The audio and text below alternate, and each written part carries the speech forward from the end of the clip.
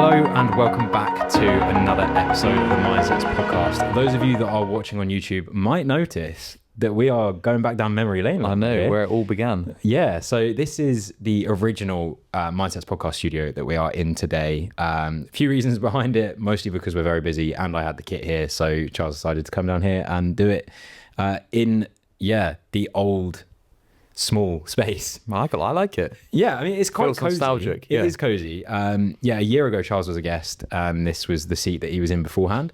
Now he's co-hosting, and we're going to do a slightly different episode.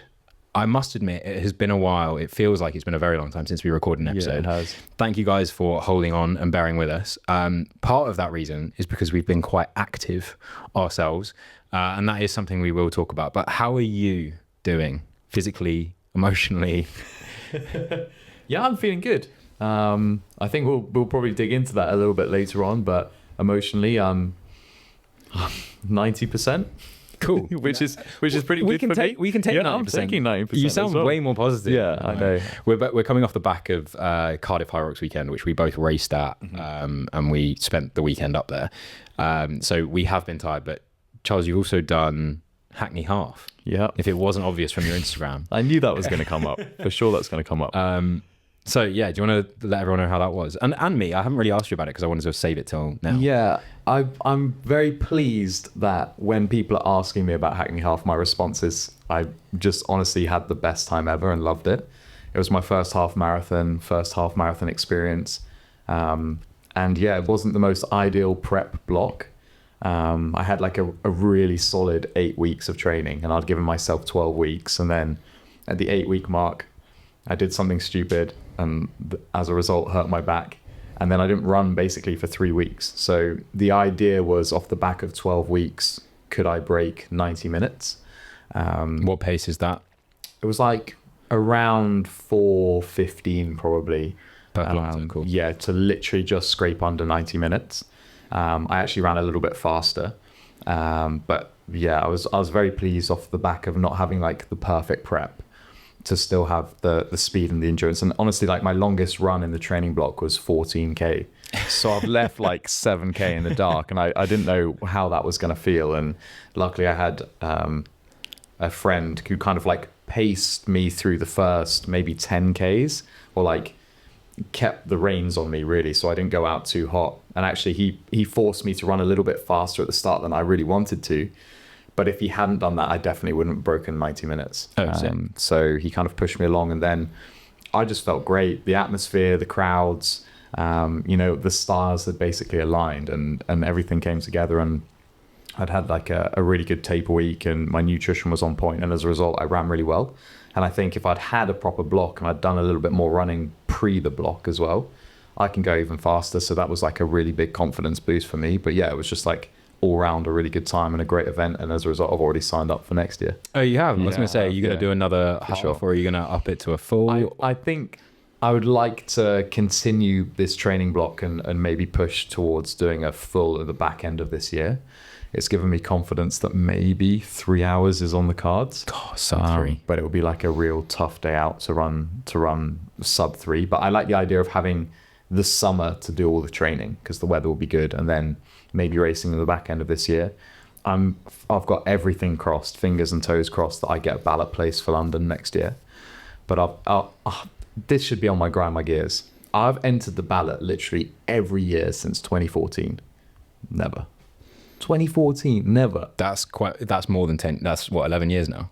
I'm born bred Londoner, and I can't run my home marathon because of a ballot place, so and like seeing and witnessing London this year was like amazing. So it was even more busy than Hackney Half, which is mental because Hackney Half was like people deep the whole way around.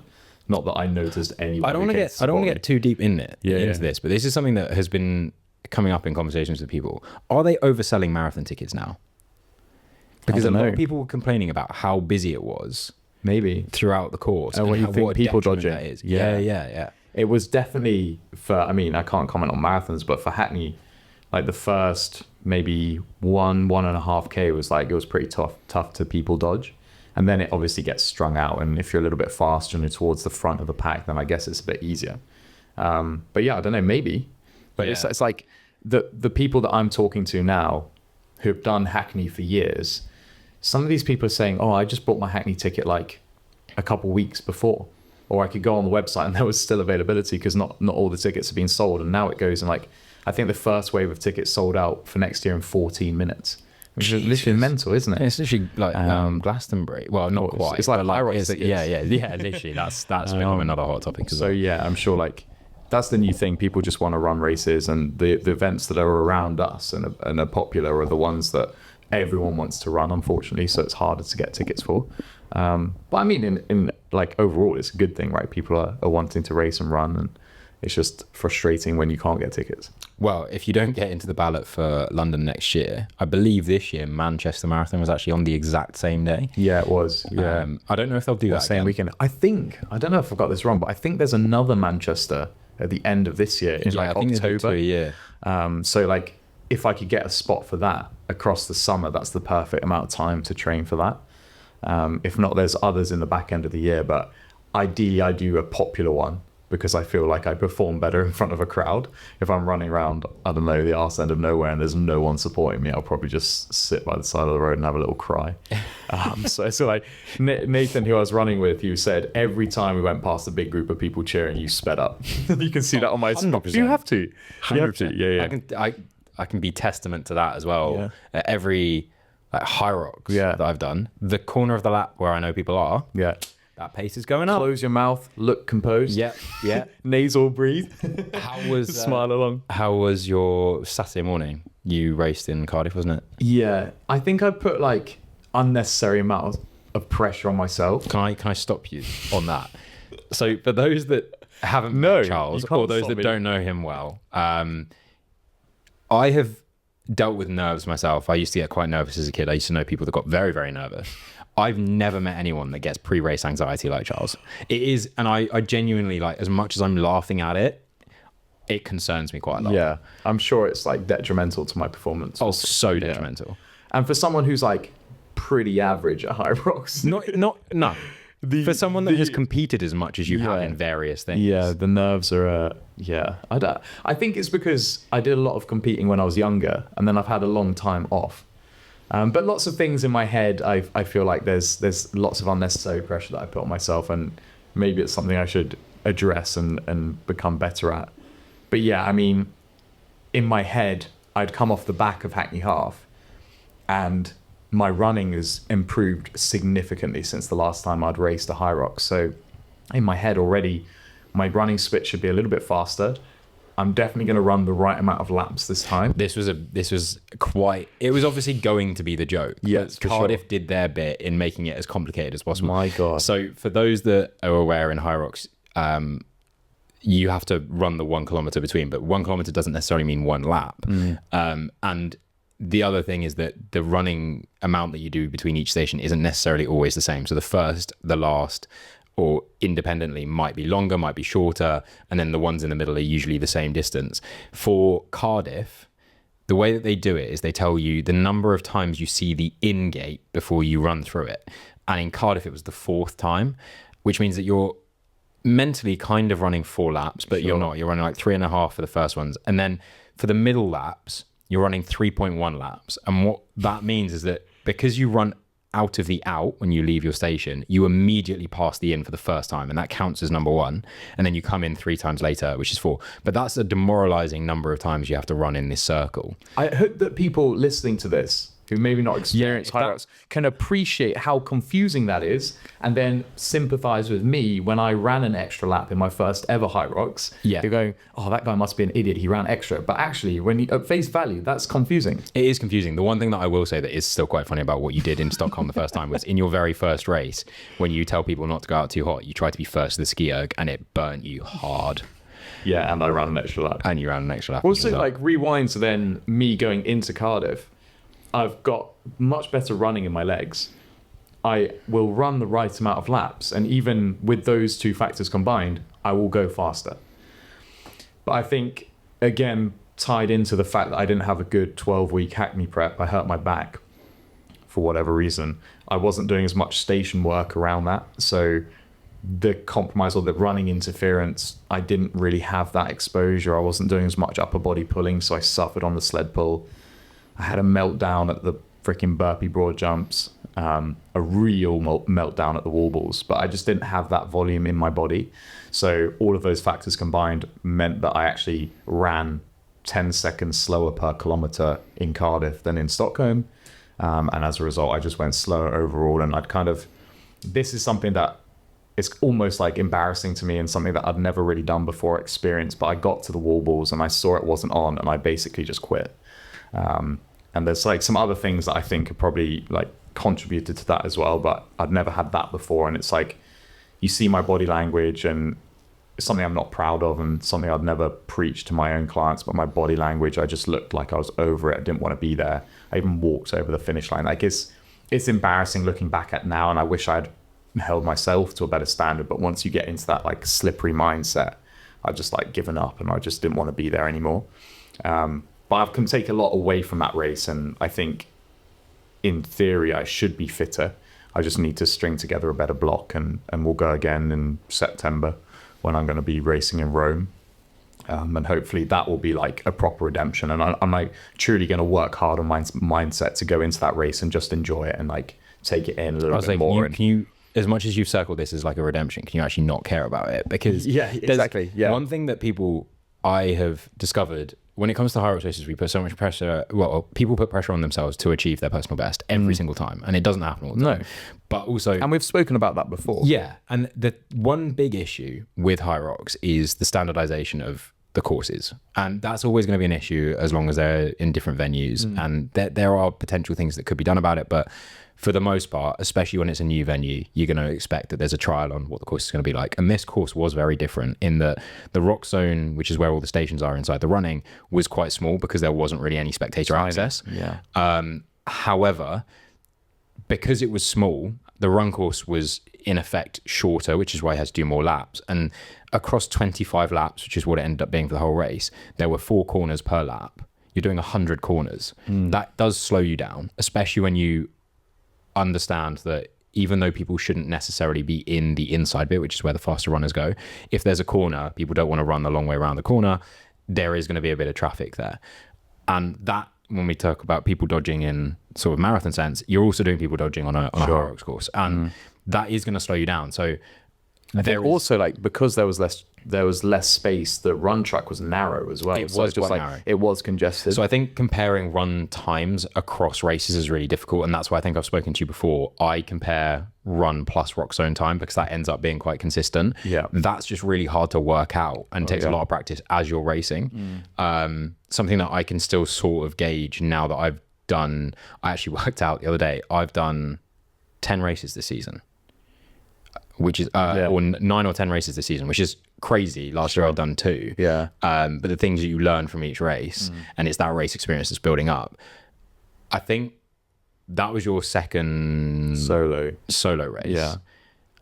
And it's no wonder, given that you had, I mean, by the end, you would have been aware of what time you're on. If you were aware that you're not going to get your PB, then I can completely get why you'd be like, oh, whatever. Because it's also... But again, it's like, why am I comparing courses? Because like, I shouldn't have just thrown in the towel like at the wall balls and just got through it. I should have like really pushed to do my best on the day.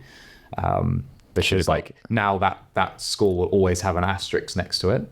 And for me in my head, maybe that was just an excuse that I could tell people, I went slow because I like gave up on the wall balls. Like I didn't do the wall balls properly.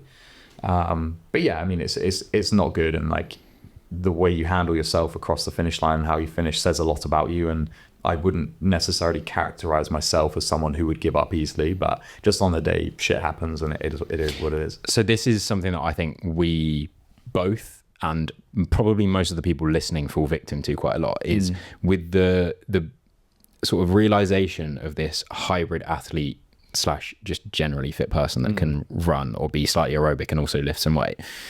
It has borne a bit of an issue in the competition calendar, in that most of the people that I know that do HYROX or run, but also train, they don't do one event throughout their year. They're doing quite a lot. And in your case, you've just done Hackney Half, which is a very different sort of training, than a HYROX race, but there's still only 2 weeks between them. And also, theoretically, you should have done London HYROX with Hugh a week before Hackney. Yeah. And like stacking all of that, it messes with your central nervous system so much. It messes with your training so much. It's going to mess with you mentally so much that like that's something we don't really factor into. And it is quite stupid. Oh yeah, that like race calendar planning was not good on my behalf, and like actually it's probably a blessing in disguise that I didn't race with Hugh in London, because as a result my Hackney time was what I wanted it to be. And like that's the thing I'm gonna have to take away from May, is like I ran a really good half marathon rather than I ran a really poor Cardiff HYROX in my head anyway. But yeah, I wasn't going to mention this, but it's like, if I can have an excuse list, I'm going to get it out. So funny story. At the end of HYROX in Cardiff, I kind of felt some weird pain in my stomach. And I was like, oh, I've given myself a hernia. I must have worked really hard for that. Probably on a sled pull or something. So I went to the doctors and they were like, you definitely don't have a hernia. But they were like concerned that I now have appendicitis.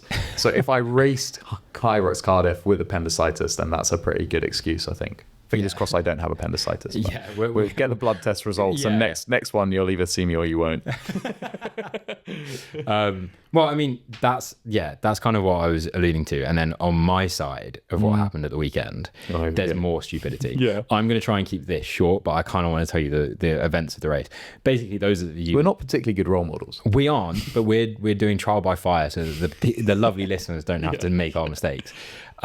So bear in mind, as I just said, I've done quite a few races this season, and especially at the beginning of the season, I said I wasn't actually bothered about qualifying for World Champs this year, especially because it was in Chicago, and I was like, that sounds expensive. So I would like to get as much race experience by doing every format of race if I could this season, which I've actually now done. So that's crazy. As a male, you can do the open solo, open doubles, pro solo, pro doubles. You can do a mixed relay and a men's relay. Is there anything else? I think that's it. So I've done all of those, and I've done multiple of some of them, which is great and has been really good for race experience, as I was saying. The problem is that quite a lot of those have been towards the back end of this season, and training wise between, I've felt like I've been playing catch up. I haven't really had a chance to do like a race block. Plus, with small illnesses and stuff, I wasn't really allowing for those to affect the training, so I just kind of carried on. And I think one of the things that I am proud of is that mentally I can dig quite deep. One of the bad things about that is I can often dig deeper than the body physically has. Which not many people can say that they can do. Exactly, which is what I'm one of those things I'm proud of. I think I can outperform my physical capabilities, but at what cost? And we kind of found out what that was on Saturday. So again, for those that don't know, not that I'm championing this at all. No. For those that don't know, I am a videographer as well, so I film all weekend at HYROX races, which again isn't the perfect prep before you do a race. You definitely don't want to be doing 30,000 steps a day beforehand, but it does mean that I'm very aware of the course and where's fast and where's slow. But anyway, Saturday came back to where we were staying, and I just felt rough. And I thought, okay, I'm going to try and get a nap in. Really struggled. Hadn't really eaten too much throughout the day. I definitely hadn't been drinking enough because it wasn't anywhere really easy for me to grab water between my shoots that I was doing.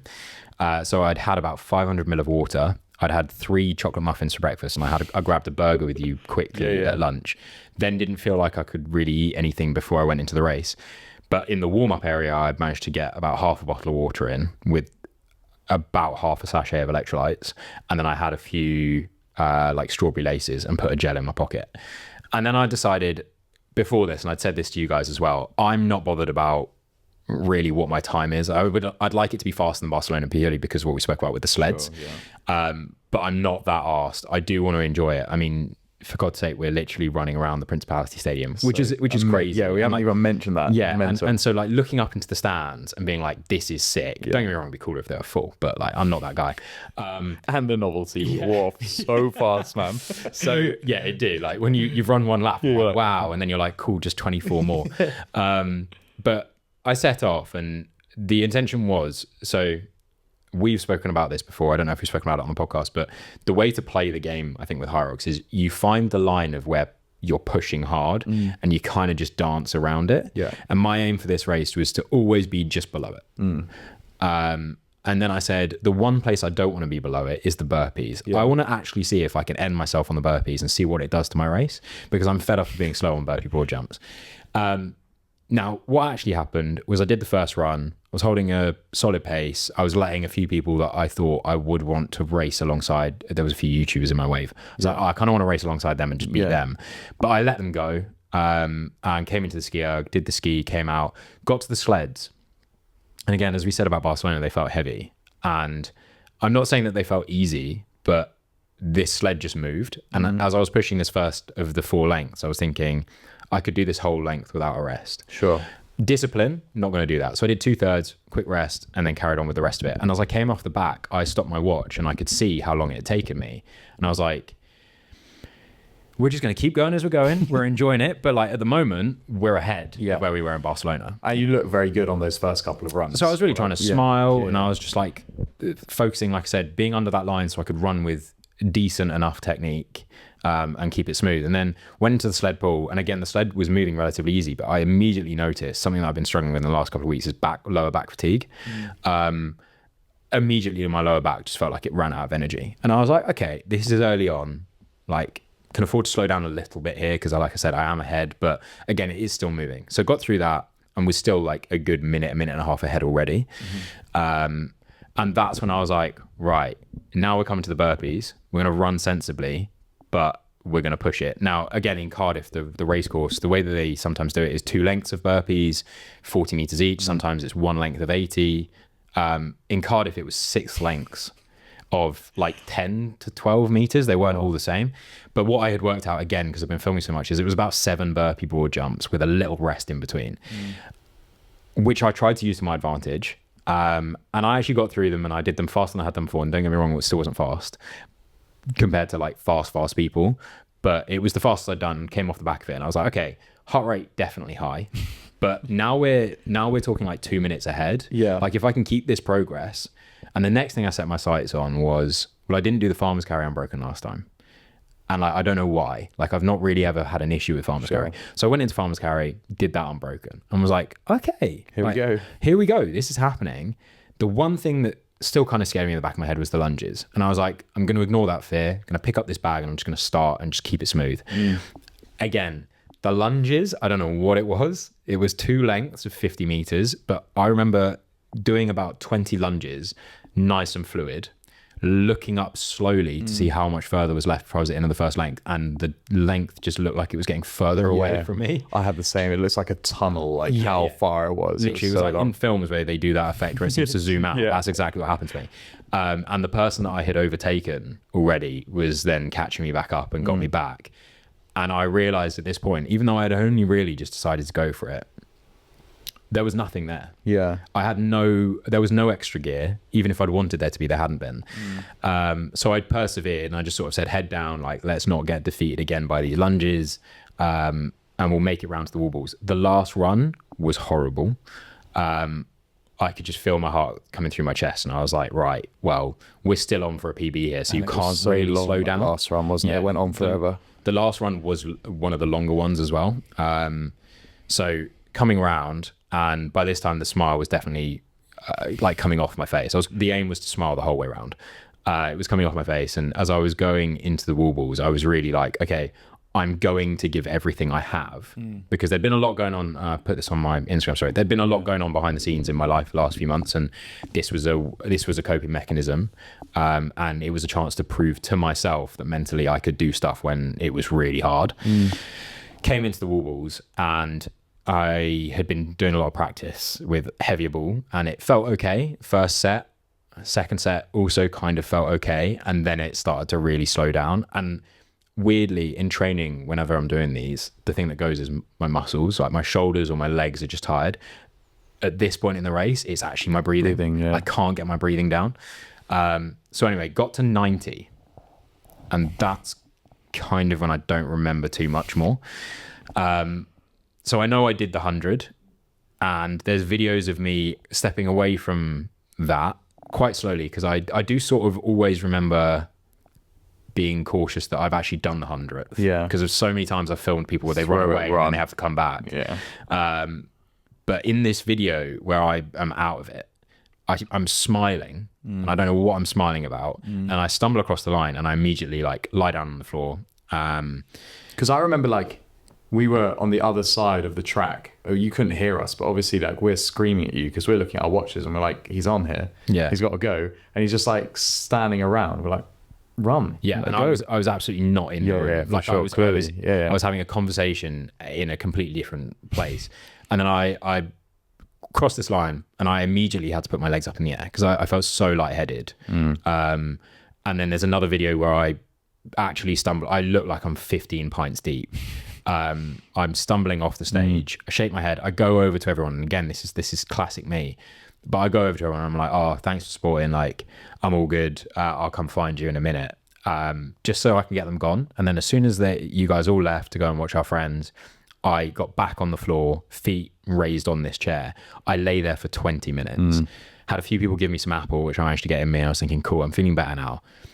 Ended up just swallowing my pride and just saying to another guy who just finished, like, can you go get someone, please? Came over and the guy was like, what's up? And I was like, so my whole right leg is in full cramp. And he was like, do you want to sit up? And I was like, okay, yeah. So he helped me sit up. My abs went into full cramp and I instantly threw up on the floor twice. And now I was rolling around. He was like, okay, mate, let's get you like onto the chair or something. And I was like, I can't move either of my legs. And we both looked at my legs and you can see the cramp rippling through my hamstrings and my it was just locked. Yeah. So eventually these medics came over, they had a chat with me. And the whole time now I was quite compos mentis, like I was able to talk. And they took me away, did a heart test, blood pressure checks, everything, and it was fine. But the long shot, and this is where it's quite serious, is I think it's fair to say that I'm in a current state of mild to medium rhabdo, myelitis. That's the full Latin. Yeah, it makes it sound scarier. Essentially what that is when you push too hard without fueling properly for your muscles, and your muscles actually do tear, but not in the same tear as like you've injured them and you've torn a muscle. It's like they actually break down. And when your muscles do that, they release a lot of chemicals that are within the muscles that aren't great for your body. It can be quite damaging to your kidney, to your liver. And then obviously that passes on to your kidneys if you do the damage. But it's really not a great place to be. And I'm now kind of on watch of doing really low intensity activity for a while, which is fine because I'm not going to Worlds. I've got nothing necessarily on the cards, but it is quite dangerous. Another thing that I didn't talk about that I didn't do in the race was I didn't have any water throughout the race. Part of that was because I kept missing them, kept being inconveniently placed for me at the time. I take that back now. But it was stupid and I wasn't right. And I don't think it's what people should do. And like I said, I'm kind of proud that I can push myself to that limit, but like it's so detrimental. And it's so, like genuinely, for those that aren't aware, rhabdo can kill you. Like it does all the time. You see people die every year at marathons and events like that. A large cause of that is things like overheating, which then plays into things like rhabdo. So take it from me, it wasn't cool. I still didn't get the time I wanted. So there was no point in doing it, but it is what it is. Now, for those that have listened to our debriefs, this is actually going to be quite a funny episode after all of that, because we listened to you. It's so funny. After the last episode, a lot of people, it turns out, seem to have grind my gears. And we aren't going to cut that out of this episode. So what we did was we opened up the story while we were away in Cardiff and said, look, we're going to do grind my gears and we're going to do a big part of this episode on grind my gears, but we'd love to hear your guys' responses as well. So we're going to throw in a mixture of ours and we're going to throw in a mixture of yours. If you're new to this and you didn't realize that you could have a say, always keep an eye on the Instagram story for the MindSets podcast, or drop something in the comments or even DM us, because we love to have the interaction from those of you that are listening. So do you want to start us off with grind my gears this week? Have you got something that's burning? Yeah, and I don't know how it's like fallen through the net this long. Okay. You're going to like it as well. Okay. Damper 10 Warriors. I'm like, how was that not my first ever grind my gears? That's so on brand. Well, it's quite niche, but it's very on brand because this is kind of almost what I'd say you're famous for. Yeah. It's But I'll let you explain on the damper 10. Okay, so I've also got a mini grind my gears off this. okay, fine. Can I just get this in there? Please go. Yeah. How do you spell damper? That was next on my list. Okay. The dampener. Dampener is not a dampener. I Yeah. do this from physics. I used to be an engineer. It's a damper. How was that my next down? It's Yeah, like in sorry. inverted commas, like Yeah. when people call it dampener. Anyway, we digress. The damper setting is essentially on all of the Concept 2 machines. So you've got the Concept rower, you've got the Concept ski, and then you've got the Concept 2 or the Concept bike. They're all resistance from a fan, right? So you can let more or less air into the fan with what you call the damper.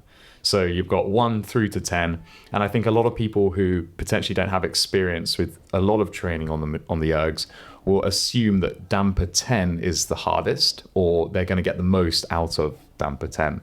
So you just crank it up, damper 10, whatever, go for it. But the damper is essentially, like I say, is affecting how much air comes into the fan. The more air that goes in, i.e. number 10, the more air resistance there is. It feels harder to pull or push with your legs or whatever machine you're on.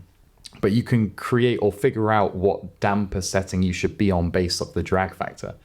And simply put, the drag factor is a calculation which shows you how quickly the fan slows down based off every pull. Everyone's going to be slightly different based off fitness, strength, power output, body geometry, that kind of thing. Not necessarily you're going to be up on damper 10. Very rarely you're on damper 10. And I don't want to be misquoted here, but I like to go down rabbit holes with things. I Googled this, and there was I think an Olympic gold medalist. He was like maybe Slovenian or Croatian or something. And he said, unless you're an Olympic level heavyweight rower, you should never have the damper over 7. So when I see people in the gym with the damper just cranked up to 10, I instantly assume they have no idea what they're doing. Now, don't get me wrong, there is a time and a place to be up on 10 probably, depending on the session. But more likely than not, if your machine is clean and well maintained, you're looking at somewhere between maybe 4 and 6. And then this feeds into like another grind my gear, which I'm not going to go into now, but I see a lot of unsolicited advice on Instagram of like, where should I have my damper setting, from people who have no idea. And it's just like easy for them to say, put it in and around 7 or 8 without actually having any understanding of what your damper setting should be based off drag factor or anything else. So that's a big one for me, and I don't want to get too passionate about it, but straight in there, number 10, damper setting, just avoid it. Well, I've gone from the ick to almost like the opposite end, where I definitely used to do that when I used to go to the gym and sit on it. Like I used to, because I didn't understand, and I was like, I want to be strong. I am strong man. I put on 10. But no, you're completely right. And for those of you that have put it on 10 and realize how hard rowing is, it shouldn't be that hard. People don't choose to do that sport with it being that hard. But then something that I do now is when I'm in a HYROX race, for example, when you start to understand the benefits of the different levels, it's become quite trendy to do quite a low damper setting. So putting it actually down, again, I still weigh like over 90 kilos. I'm still quite powerful, but I put the damper on like 3 or 4, because then it all becomes way more aerobic, which I have trained my body for this event, rather than being a muscular endurance thing. Because if I toast myself in my muscles at the beginning of the race, then the sled pull is going to be a lot harder. The row later on is going to be slightly harder. My grip strength, like everything is going to be affected from that point onwards. And it might not feel hard at the time, but the compounding effect of fatigue later on, that's where you feel it, right? Exactly. You don't feel it straight away. It's when you get to the lunges or when you get to the rowing later on in the race where it's actually going to have an impact. So that's quite a key thing as well, is like your drag factor, if we're going to go into the nerdy side of it, should be dependent on the session you're doing. Sure. And also the machine you're on, because no machine is created equal. The gym that you train at is completely different in terms of the maintenance of the kit, the age of the kit of a machine down the road, in a different gym. And I say that to everyone. It's like age, cleanliness, and then atmospheric pressure, which is probably less important. But like, you should always test your drag factor when you're getting on a machine, especially if your machine is like monostructural and all you're doing is rowing or all you're doing is skiing or biking. It just gives a little bit more consistency across your training, and as a result, your training is going to be much more effective. Just make it a little bit more scientific than just guesstimating. Yeah. So that was quite a serious one. I'm glad you have brought that up, because that is quite on brand. I'm going to come back at you with a very different one. So someone's written in on this one? No, this is still me. This is you. Okay. The fact that all cheerleaders are world champions every year. Oh, no. What? How? Well, okay, this is like the same as why is the NFL winning team world champion? Yeah, no, I completely agree with that. Or like baseball, I completely the agree NBL. with that does piss me. NBL, the AHL, NBA, combine the two. You know, all of them. all Why of are they them. world champions? So I completely World agree. champions of America. Completely agree. But every cheerleading team from the UK seems to go to America for Worlds every year and seems to win. But like I know, and I have known people that have been on like 8 different teams, and they're like, "What's going on? Are you a world champion for going? Is it one of those?" It's a bit like qualifying for champs for HYROX. Yeah, as soon as people get the badge for HYROX and the world champs, they were a world champion, but they weren't. Yeah. Okay, that's one of my quick ones. Have you got other quick ones that you want to rattle through? Go again. Okay, my next one. I have to caveat that because I recently made a cheerleading comment to a cheerleader and You got burnt. yeah. Okay. And so I'm like, I'm sitting like very firmly on the fence here, and I'm not going to say too much. I respect all cheerleaders. I've got another one from this week. This actually goes. This was quite trendy, I think, in the 60s. But people that walk down the street blaring music, especially if it's like not. Well, I wouldn't expect them to blare pop music, but like it's never pop. It's never music that's generally accepted. But like, yeah, walking down the street this weekend, there were 3 guys, and it really pissed me off. Any music out loud in public place, just wear headphones. Or even like watching TikTok or anything like Or that. like watching sport. Like I'm into sport, but the whole train carriage doesn't need to watch your football game. I'll tell you what, this is something that's like actually pissed me off to the point where I nearly lost my mind. When I was traveling, it was quite common in certain countries that headphones just aren't a thing. No. But the canned laughter on every single TikTok or reel, and bearing in mind how you watched it, like you just swipe. So all it was about 2 to 3 hours on journey of canned laughter, and it's the same laugh. Yeah. And it's usually, I don't know how to, it's like the Alvin and the Chipmunks laugh. Where it's like on repeat for 2 hours. Like made me go insane. So if you do that or music out loud as you walk down the street, turn it off. I completely agree with that. All right, so you want me to go? Yeah. Like I showed Angus before we started. My list now is. I think the last week has been a tough week for me because my list has grown like exponentially. This one's so niche. This is a bit more jokey. When restaurants don't have Coke Zero, they only have Diet Coke. Oh. What is Diet Coke all right, sir? Why don't you just get Coke Zero as well? Do you know what's really mad? Which also I don't care because I drink both, but whatever. But come on. A year ago, I was actually no, not even a year ago. Like 2 years ago, I was so team Diet Coke. Oh really? When Coke Zero came out, I was like, "What is the point? You already have Diet Coke." Yeah. And then I did a blind taste testing of Pepsi, all the Pepsis versus all the Cokes, and Coke Zero was clear, and I didn't know, and I was like, "Oh, my whole life's been a lie. I actually don't really like Diet Coke very much." Yeah. And since then, yeah, majorly on the Coke Zero train, and I do agree that it is a far superior version than Diet Coke, and that you should just have it. Yeah, I don't understand. If you're going to why- have Coke, if you're going to have Diet Coke, you might as well just have Coke Zero as well. Like, what's the problem with stocking both? Because then it's kind of long. Like you could just have loads of one instead of have to worry about having some of both. Regular Coke, Diet Coke. They're already ordering 2. You're probably ordering from the same place. Click the button and add some Coke Zeros in. Yeah, fair. I think that is fair, especially when you're going to like an establishment. Yeah, like an actual I'm restaurant. not going to a friend's house. No. This is not okay. And it's like also I'm going to drink it either way, but it's just like it just 100%. grinds my gears. Man. Yeah, that's fine. That's the purpose. Irrational grind my gears. Let's have some from people that have written in. Yeah. One of the ones that was quite common, a few people brought this up, was people not putting their weights back in the gym. Oh, come on. Like, how old are we really? Yeah. You know? I don't get it. I don't know. I also don't know, and I would love to ask these people, who do they think does it? So I categorize these people as like, oh, someone gets paid to do that. Or like, have you seen people like just drop rubbish? And they go, well, someone's going to pick it up. Someone gets paid to do that. Oh, I hate those people. I would quite like to find where they work and do stuff that they will have to do. Yeah. And be like, well, you're going to get paid to do it. Yeah. Oh, yeah. Obviously, someone gets paid to do that. No, they don't. No. They don't get paid to put your shit away. Put away yourself. Because also, if I'm working in the gym and someone doesn't put their kit away, guess who's putting it away? So I've also It's just like general like common manners. I've been to a gym where my university gym used to charge people if they didn't. It was £20 on the spot. You didn't, so you'd get a warning, but it would be marked on your account for the year that you'd had a warning. So it wasn't like, warning, mate, if you don't do that again today, you're going to get one warning. You walk out of the gym or you try to move on to another piece of equipment and you haven't left it for someone that's ready to move on. £20 fine straight on there. Bosh. Beautiful. Yeah, gym was perfect. Yeah, I bet it was. And the thing is, once that rule's in place, everyone just understands and plays by the rule. But you shouldn't have to threaten people. They should just it's like people who don't say please and thank you, like rude to staff in restaurants. It's the same kind of people. It's all they all fit in that bracket. In the bin.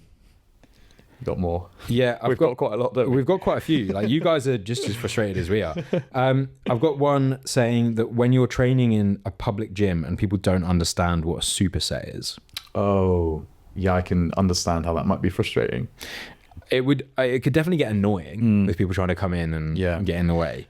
I get it though. Like it's hard to take a lot of equipment when someone else also wants to use the same piece of equipment. Well, this ties these two should not be in the same room. Someone else has written in and said when people hog this one is about the other person. Yeah, pretty much. Where is it? When people feel the need to hog more than 2 sets of dumbbells.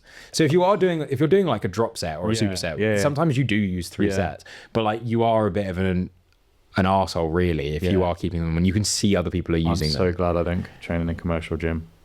But like a lot of my clients train in commercial gyms, and as a result, I have to be wary and mindful. I can't just program, okay, you're going to row and then you're going to sled push and then you're going to do this and then you're going to do wall balls. And they're like, I cannot man all those machines at once. Like I'm going to spend half my time like chatting to people to say that I'm using that machine. So it's just like, I guess what is frustrating. It's frustrating. What else have we got? Oh, one that I'm so on board with, and this doesn't make any sense, is if you're training in a gym and someone steps over your bar, like if you're doing deadlifts or something like that and you've got your bar set up, and not even that you're like about to do a rep, like you could be in your rest. No, this is so irrational. But like, why are you stepping over my bar? No, that's irrational. I don't think that is irrational. It grinds my gears. There is a whole gym. Yeah. Don't walk over my bar. Don't claim. And actually, I did say when this first came in, I did mention it to you. And I think this actually comes from when I used to play American football. It's like contact sport. Like a disrespect thing. If I was to tackle you and you were on the ground, I got up and stepped over you. Like that is like a dominant thing. Like I've just put you in in the mud. Like get wrecked. Yeah. That's what it feels like when you step over my barbell. This is so irrational. I can understand that whole process, but I think that's rational. Also, like if you can step over it, just go round it. You don't have to piss me off like that. So it's only you and that whoever wrote that in. It's only you two who care about that. I care about like weightlifting etiquette. If I'm going to make a lift, never walk in front of that person. It's distracting in the eye line and that kind of thing. That's disrespectful. But walking over the bar, if you're not even using it. The next person has exposed themselves with the type of gym they use because they've said, and this is valid, but like this isn't a daily problem for me. When people don't shut the door after leaving the sauna, that does piss me off. Or like you go into the sauna and you close it really slowly. It's like it affects the temperature like straight away. Yeah, and the thing is, man. It isn't like a quick fix. Me going and closing the door means I'm now pissed off for at least 2 to 3 minutes while it gets back to temperature. Probably longer. Yeah. Yeah. And it wasn't hard, was it? I'd love to know who wrote that in. So bougie. You can know, but I'm keeping this anonymous because I don't want to get other people cancelled. It should only ever be us. That's so funny. This is an interesting one because you're a coach. When people assume your capacity or capability based on your appearance. Interesting. What are your thoughts on that? Because as someone that coaches classes and gets new members in, you don't know their background. Oh, never assume. Never assume. And I've said this before and I'll say it again, and I don't know why I use this phrase, but it's why I think the fitness industry is so perverse, because you assume based on looks. It's why some PTs will get more work than others because one has like a shredded 6-pack and one looks like they don't train. It's not based on knowledge. the one who looks like they don't train might be the most knowledgeable coach ever, the most sympathetic coach, the most empathetic coach. But the one who has a six pack, you go, well, he must know what he's talking about, or they must know what they're talking about because they look a certain way. Oh, that annoys me so much. And actually, this is a really interesting one, because I think earlier in my coaching career, I would have probably assumed that someone could do X, Y, and Z because of the way they looked. And as I've matured as a coach, I just never assume. I base it off conversations and previous experience, and always start slowly and then go from there. I think that was one thing that I found really difficult as well, because my reflexes were crazy. Yeah. When I first started training HYROX stuff with you coaching it, and I realized that there was this other group of boys that were doing these sessions and they were like hard. I was aware that in the physical state I was in, I wasn't at the level that they were at, but I was like, I have been. And like mentally, I still am. But like, I want to train with them. I don't know how I'm going to get to training with them, because none of them as individuals are going to be like, you should be a training partner. Yeah. But like, I know I should be. Yeah. But like, I need to bridge that gap and So I show have it. to prove myself. Yeah. And that's kind of what happens. But like, I do get that as well, because How this is toxic. the same person tied in when men feel like they have to inform you of the risks of lifting as a woman. Oh no. Just some people, man. There's so much. The thing is, there's quite That's cool. the worst. There's so much science coming out about this at the moment as well. But like certain points where men would potentially project that women shouldn't be doing too much is things like pregnancy as well.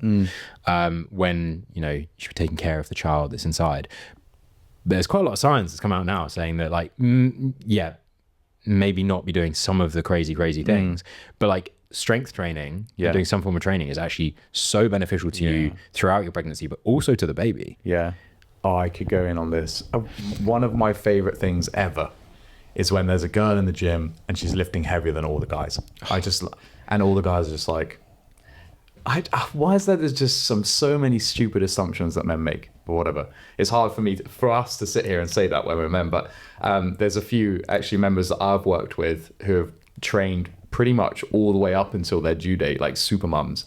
And it's been the point where they've come to the session and I'm like, oh God, I hope I'm not coaching this one in case the baby pops out or whatever. But like, I can't have any more admiration for the ability to deal with all of the stresses of being pregnant and then also coming in and training to like the best of their abilities. And obviously we modify training based off their needs and whatever and what they're comfortable doing. But training whilst pregnant is so sick, man. That's so cool. Another thing that I find inspiring, but like genuinely, I just think it's sick, is like I could see on Instagram there could be like a woman who is maybe 50 kilos.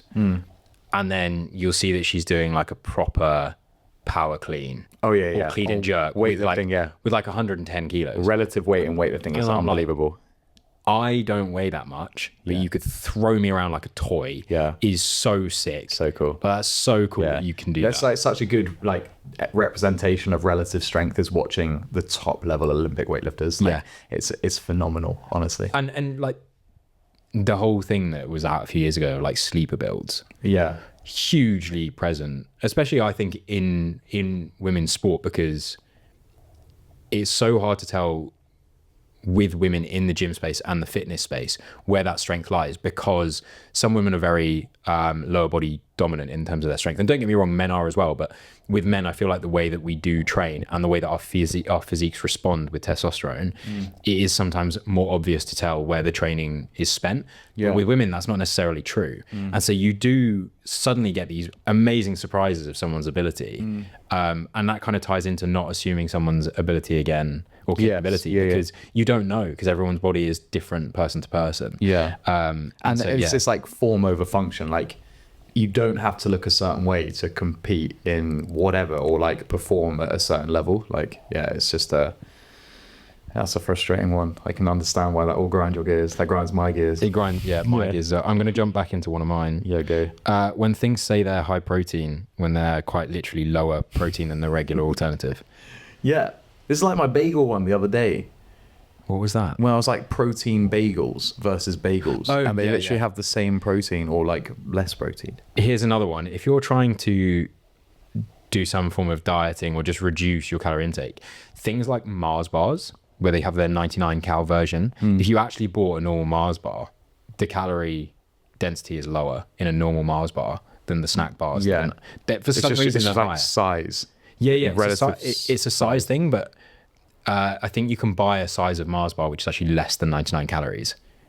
But isn't the snack fun size that is 99 calories, but like weight wise is actually more like it's really annoying. It pisses me off quite a lot. Yeah, I can understand why that frustrates you. I've got a load. It's obviously because we were at HYROX over the weekend, but I've got so many HYROX specific ones. I've got a HYROX specific one as well. One of mine's too specific. I don't think I can say that on the podcast. I'm going to save that for afterwards. That will be for our exclusive content. Yeah. But this one is tough. I don't know if I should say this, but wearing a hydration vest for HYROX. Oh, okay. I don't know if that's like an irrational thing for me, but I don't agree with that for so many reasons. The reason I'm being quiet is because I'm going to reference one of the listeners who wrote in and said, what grinds their gears? People getting annoyed about what other people wear on their runs. Hydration packs for 5Ks, for example. Oh, shit. So we have a bit of a battle going on here. I think that people can wear what they want. Yeah, when they want. So do I. Absolutely. I do also agree in a HYROX setting when there are water stations and refueling stations that possibly a hydration pack isn't necessary. Yeah. For maybe the duration of event as well. Yeah. But maybe you should have had a hydration pack. I probably should have done, and that maybe that's the egg on my face. Running with a hydration, you could run 1K and wear a hydration pack, whatever. You can put your keys in it, you can put your phone in it. You don't need any of that for HYROX. You got bag drop, man. I think bag drop your hydration vest. I think you could do all of these things with or without them. Yeah. Like you could try and do an 8-day ultra without anything. I mean, it wouldn't go very well, but like you could. But like then you could also do, like you said, do 1K with it because it makes sense. Yeah. In certain places. Like also sometimes I run to places as my form of commute. Yeah. So I need to take your stuff. Yeah. In something. Yeah. So yeah. No. And also like I get that. Like I don't want to be judgmental. If it makes you do exercise and enjoy the exercise more, then that's a good thing. But this is grind my gears, so that grinds my gears. Do you know? I didn't want to say this next one, but now I'm gonna. You forced me into a corner, and I think it's kind of funny because we're both now termed HYROXers as well to do the sport, but HYROXers in general, man, they're not cool. No. Just the swag they run in, the nose tapes, the gloves. Sometimes, man, like wear what you want, but like. The thing is, it's all the same. Yeah. And there's so many good photos of me from the weekend running past people wearing nose tape as well. Like, I'm tapeless. One thing... What happened to you? This is actually really niche because this is within the HYROX space, but this is also within the understanding of the videography stuff. For those who aren't aware, I don't know everyone that I film. That's quite common. This is so good. However, as a result of that, I do need to know where I can find someone that I'm going to film before a race. Yeah. Sometimes I might not have time between races. So what I need to know is what you look like. I can stalk you on Instagram, pretty good at recognizing faces, but you do have to understand that any one time there could be 1,000 people out on that track. Yeah. So I need to know what you're wearing. And you don't always look the same way as your Instagram. You don't always look the same way, especially when you're in the pain cave. So I usually say, in the non-weirdest way possible, like, can you show me what you're wearing? I don't say it that. Have you got a picture of your race fit? Is usually what I go for. I feel like that's better. Everyone wears the same thing. Everyone wears the same fucking thing. It is a brand with some numbers on it, usually, that has got in white on a black vest if you're a guy, and it usually doesn't stay on for more than one run. And then black shorts. Always black shorts. Always black shorts. For women, it is a little bit more different. I feel like there is more choice in the women's world of. But you look at any one time on the racetrack, you've got like 100 girls wearing the same thing, even though there's lots of different fits. There's like, and it's uncanny that maybe if you looked out on course at any one time, let's say if there's a blue matching set in this women's doubles, you might be like, oh, okay, I can only see 5 of them. They're all going to be in the same wave. Always. I guarantee you. Always. And Cut your losses, just film everyone. Here's a little secret. The number of times I have spent 2 minutes getting all the angles of someone, and I've actually debated after the race, like, do I find this person and just send it to them? Because they might as well have it. I've wasted my time filming them anyway. Have you ever sent content that's of the wrong person to them? No. Okay, that's good. Yeah, that's very professional of you. Very professional. Yeah. Although what does happen quite a lot is at the start when everyone runs out, I have maybe 0.2 of a second to find the face. Yeah. If they haven't. So you just have to like general so I film record. generally. Yeah. But then the number of times, and this has happened quite a lot over the last 2 events, where I have gone, I've filmed them generally because I haven't seen the face, so I haven't been able to track them as they run past me. So I just film it generally and I cut it. And as they're going around and running this first lap, I have time to look at it and be like, where were they? A number of times I've watched the video and been like, they're not even in there. They're not here. Like, what? And I got one back actually from Cardiff because I filmed it and I knew that he was also at the front. So like, where did he go? He managed to be perfectly behind someone else the entire time. Awesome. To the point where the only thing that ever stuck out was the bill of his cap behind the head. And so I filmed it and I was like, I mean, I'm still going to send this to him. Yeah. But I don't know how he's going to use it. So, Henry, if you're listening to this, I'm sorry. You are actually in that, but you can't be seen. And to preface all of that, he actually does make some really nice content. So I try. He's not just going to point and shoot randomly. The content is actually really good. Another grind my gears that we had people write in and say, by the way, was your attitude. Shut up. Yeah. We've had a few people say your attitude grinds their gears. I love it. I think that's why they come back. Oh, that's tough. Thanks, guys. Okay. Hold on. I've got so many more, but I don't know how long we're going to go for. Okay, I reckon we should do 3 more. Each. Oh, God. Okay, you have 2. All right, unless you've got 3 really good ones. No. I've got one more from Lisa. I'm done. All right.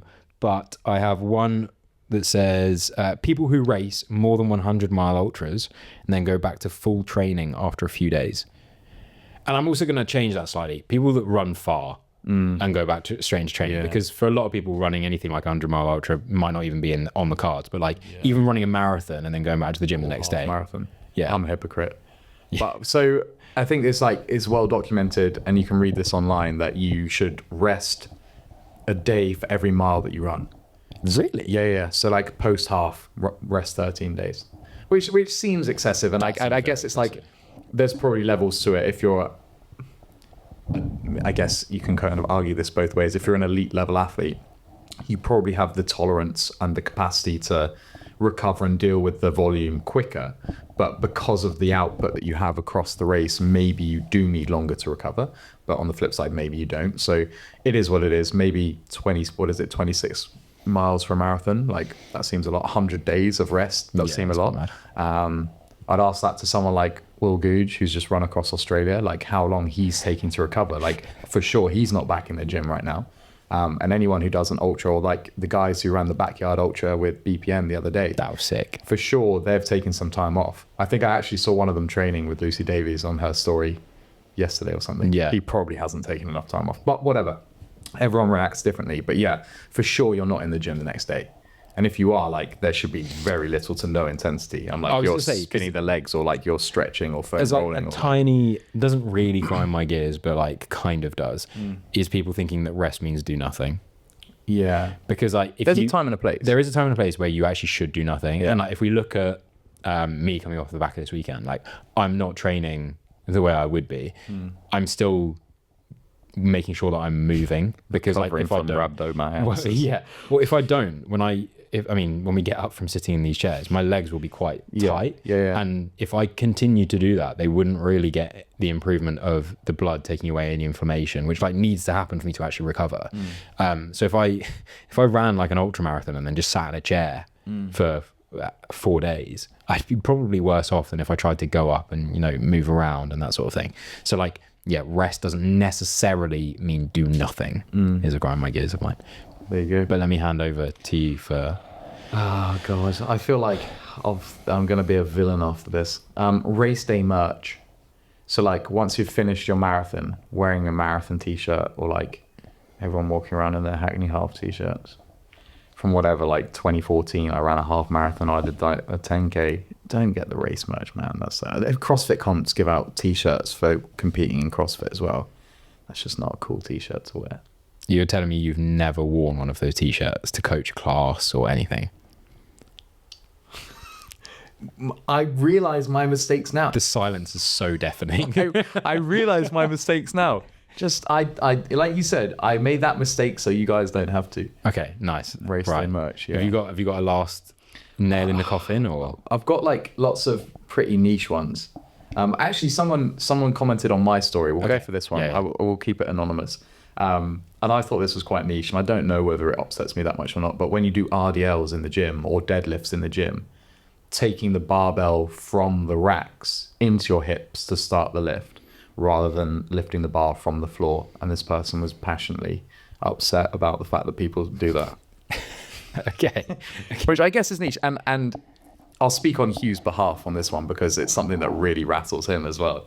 It's like part of the reason why you deadlift is to get the benefit from lifting from the floor. And you're going to go down to the floor and lift it from the floor anyway. So why don't you just start on the floor?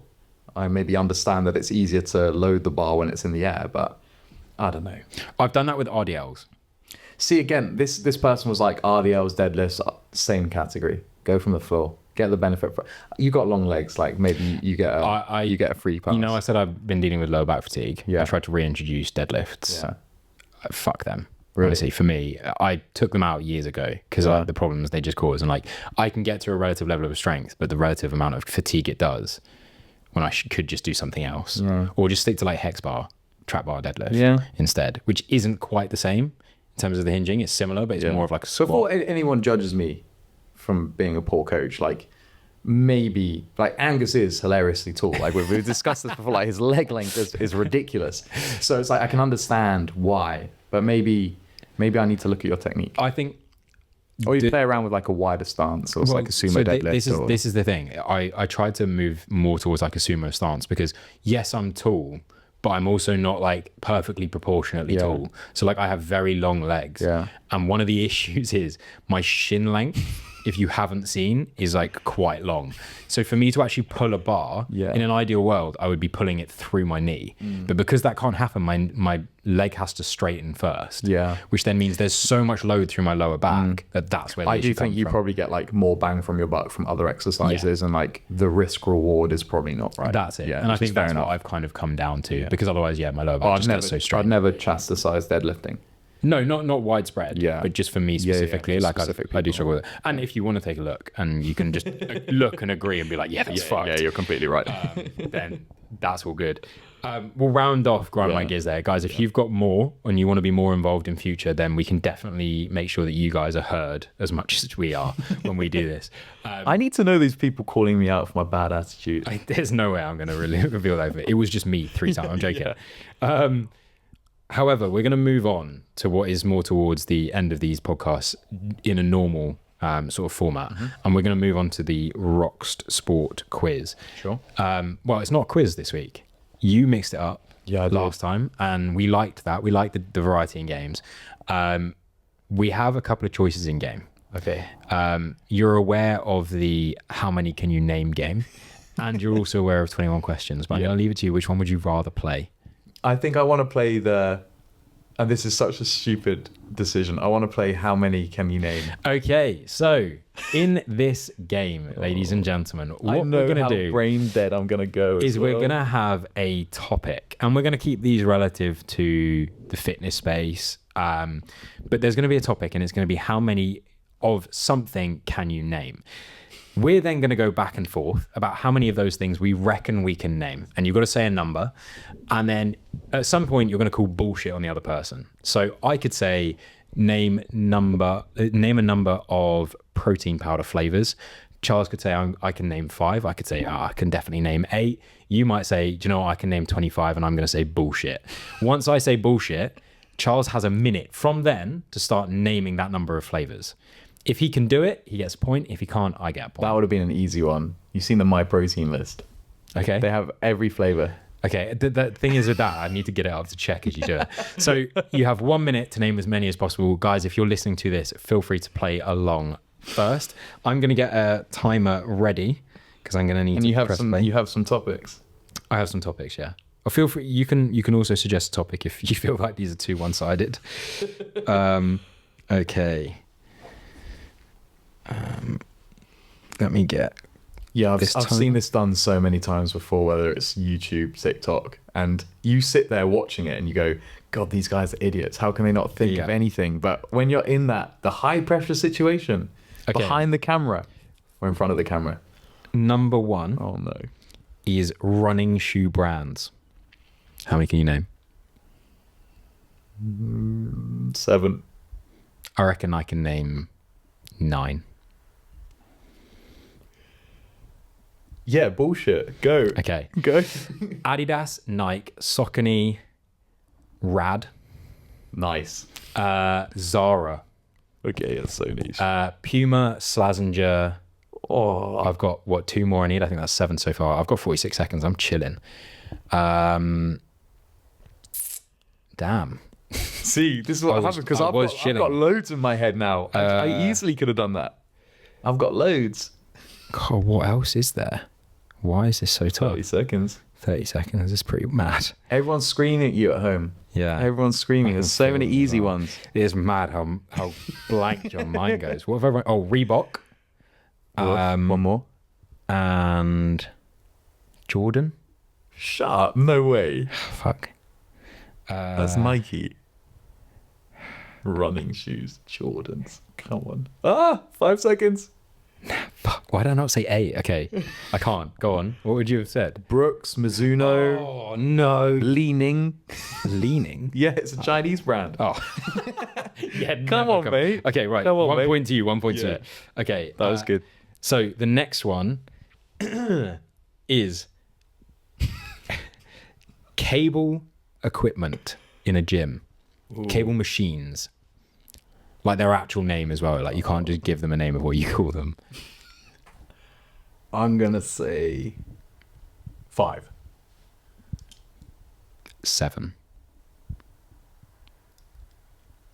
Oh.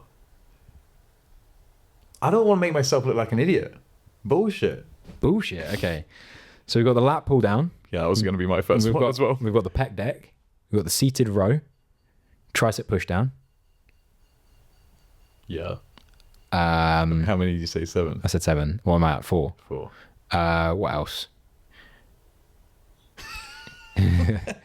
Well, you've got the standard like cable machine, which is just like the cable area. But can I just name exercises off that? Like rear delt flies? Well, you're naming exercises. Okay. You're not naming machines. Yeah, it's a tricep push down. Scrap that one from check this. the chest fly. Yeah, where you put your elbows on it and you pull them together. That's using cables. Shoulder press. There's a cable version of that. Shut up, is there? Yeah. Oh, what, like, oh, okay, fine. Yeah. See? One more, I think. One more. Yeah, I didn't think. Shoulder fly machine as well. Shoulder fly. Yeah, there's the one where you... I know. There we go, 7. Done. All right, 1 point to you. 1-1. Okay. Hold on. Right. The next one we've got is Premier League winning teams.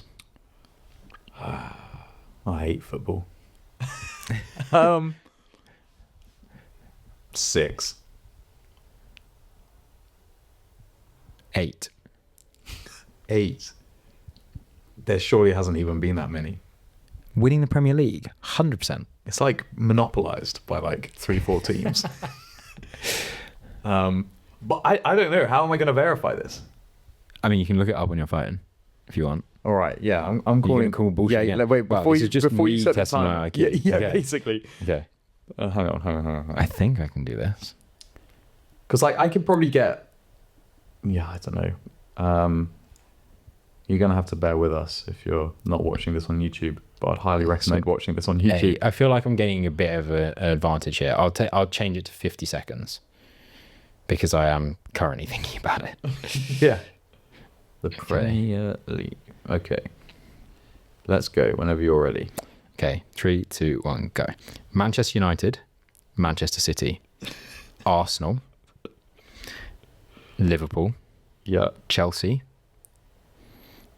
What are you on? I've lost count. I think that's I'm 5. trying to multitask. Leicester. Oh, this is so good. I think West Ham have won it. Okay, they haven't. Oh, shit. Leeds City. Nope. I was actually going to say this in my head when you're done, mate. You cannot even win this because you are wrong. Really? Yeah. How many have there been? 7. Fuck. Yeah. And I've got 6 of them. Yeah.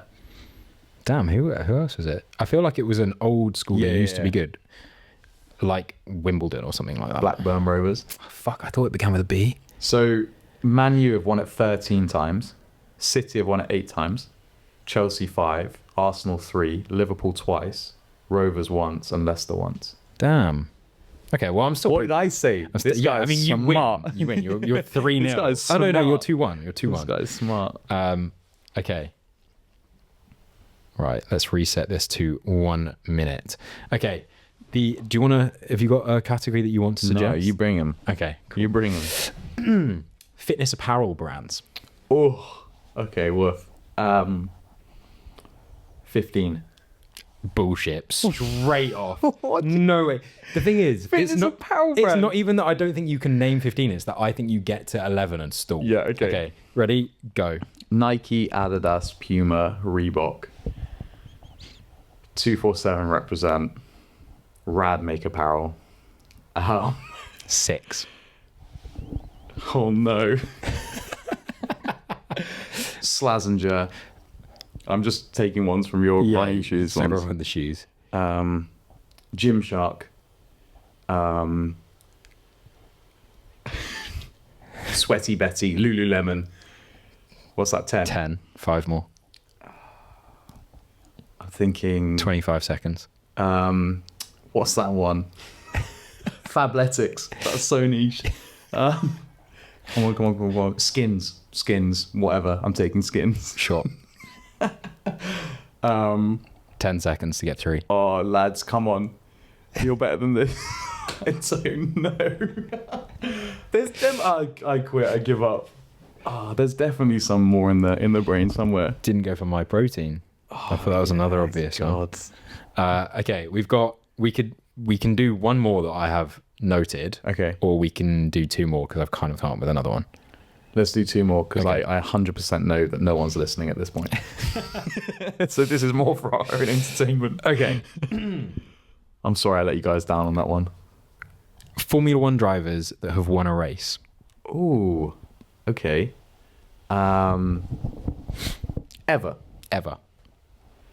Again, we're going to have to pull these up. I don't know. I feel like my knowledge is pretty good. I'm gonna say 8. I'm going to say 10. I was gonna go in hot with 10 as well, so I'm gonna go for 12. I guess there's like, this is similar to the Premier League. Like there can't be that many actually. I want to see you name 12. All right, here we go. I think I can name 12. I think Really? I can name more than that, but I Okay. want to see you do it. Right. I feel like it's safe for me to challenge you to do that Yeah. and then for me to All do right, more. here we go. Okay, ready? Yeah. Vettel, Weber, Verstappen, Kimi Räikkönen, Great shout. David Coulthard, who's won Monaco twice. I found that out recently. Ayrton Senna, Damon Hill, Lewis Hamilton, Charles Leclerc, Carlos Sainz, 2 more. Yep. Pierre Gasly, has he? Esteban Ocon, he won. That is 12. That is 12. Easy. Smashed it. Smashed I it. can In keep 30 going. seconds. Keep Damn. going. No one knew that I was such a hardcore F1 fan. Okay. That one is dedicated to my dad. He'll be so proud of me. He'll be so proud of me. Okay. The last one. Yeah. Olympic cities that have hosted, or cities that have hosted the Olympic Games. Again, there can't be that many. People think there's more than there are. Okay. I might have. This is one that I've thought up on the spot, so fine. we'll have to check this. Right. How many are you saying? And do we open this up to Winter Olympic Games as well? Nah. Okay, just Summer Olympics. I've been burnt too many times in these quizzes by the Winter Olympics. My knowledge is so poor. But again, there can only be so many. I'm going to go in, I'll start with, I reckon 10. That's 40 years worth of Olympics. Yeah, I mean, when you put it like that. I'm going to say bullshit. Quite simply. shame. Okay. Right. Where's my timer gone? I hate this. Okay. Ready? Yeah. Go. London, Sydney, Beijing, Berlin, Los Angeles, Atlanta, Paris, Athens. That's like 32 years worth. Yeah. You've actually done really well so far. Hang on. There must have been another one in Australia. Would I say Sydney? Yeah. Melbourne? We'll have to check Probably it out not. after. I don't know. That doesn't sound right. Not South Africa. That would have been a plug. Stockholm. The Stockholm Olympics, ringing a bell for some reason. Sure. That's like a convoluted 10. Yeah, I'm pretty tough Okay, on so that. your time has run out. Okay, great. We'll check. Stockholm That for sure is right. It's going to be like Olympic the 40s. Games. Stockholm Olympics. Wow. The Summer Olympics were held in Stockholm, Sweden between the 6th of July and 22nd of July in 1912. Great knowledge. Yeah, it was huge. What was the other one you were checking? Melbourne. I Melbourne. don't think it's worth checking. Olympics. Then we'll check how many cities have actually hosted the Olympics. Melbourne Olympics 1956. Get in. I was also thinking, you didn't say Barcelona. Oh, You said Madrid. Barcelona would have been good. No, I don't even think I said Madrid. I don't think has there been a Madrid Olympics? I don't know, but I thought you No, said I don't Madrid. think I said Madrid. Run the tape. Yeah. I don't know. How many Olympics cities have Olympic host cities? cities host? If there's less, We don't have Hugh. Usually. You have guys have grown accustomed to and loved having to help us out with this. Isn't here today, so I'm having to dual wield a microphone and list of cities. This is the content you all came for. God, I'm just staring at a screen of Wikipedia. There are loads. Oh, really? So we've got More than 12.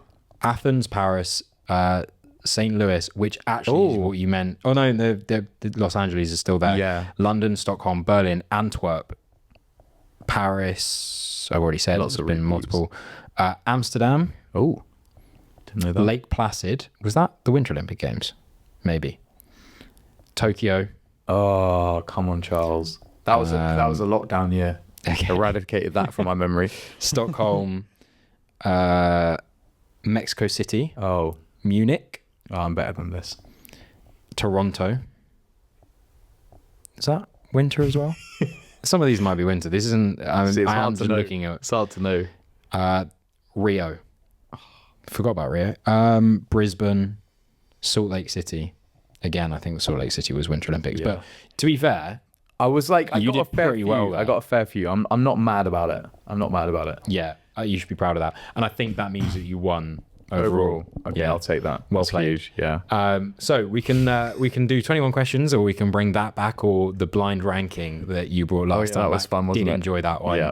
The TikTok algorithm like that one as well. TikTok algorithm. Wow. we both were in that one. Yeah. I was just gonna glaze over it, but Well, guys, thank you very much for listening to this episode. Apologies for the slight hiatus. I think in theory now things will die down a little bit with the HYROX season, our race calendars being empty, and we are talking about how we can grow this thing bigger and better. So if you guys have got suggestions, do let us know. If you want to get involved somehow, again, those DMs are open. Reply to the stories, everything like that. Anything else from you? I think we got through way too much. Way too more much. than people wanted to listen to. So again, give your ears a rest. Yeah, if you should made it this far. You should rest 1 day for every episode that you listen to. And we will be back very, very soon with another episode. So with that, Charles, I'll see you soon. You guys, I look forward to seeing you all in the next episode.